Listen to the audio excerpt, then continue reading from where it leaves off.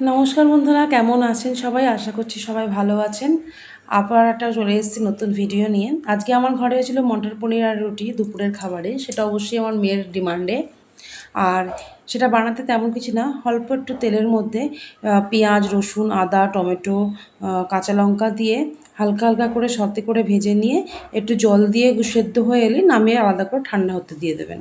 তারপরেই তেলের মধ্যে তেল গরম হয়ে গেলে পনিরগুলো কিউব কিউব করে কেটে নিয়ে সেটা ভেজে নেবেন গোল্ডেন ব্রাউন হওয়া পর্যন্ত। আপনারা পনিরও নুন মাখিয়ে নিতে পারেন বা ডাইরেক্ট তেলের মধ্যে একটু নুন মিশিয়ে নিতে পারেন। তারপরে যে মশলাটা আপনি ঠান্ডা হতে দিয়েছিলেন সেই ভাজাটা আপনারা ভালো করে সুন্দর করে মিহি করে পেস্ট করে নেবেন। আর অবশ্যই যেন দেখবেন যেন দানা দানা না থাকে, মিহি করে পেস্ট করে তারপরে তেলের মধ্যে একটু জিরে আর বেসন, 1 চামচ বেসন দেবেন। বেসনটা দিলে কী হয়, তরকারির টেক্সচারটা খুব সুন্দর আসে। বেসনটা একটু গোল্ডেন ব্রাউন হয়ে গেলে এটা দেখবেন খুব সুন্দর একটা ফ্লেভার আসছে, সেই বা গন্ধ আসছে। তারপরে যখন গন্ধটা আসা শুরু হয়ে যাবে তখন এই ভাজা মশলাটা দিয়ে দেবেন।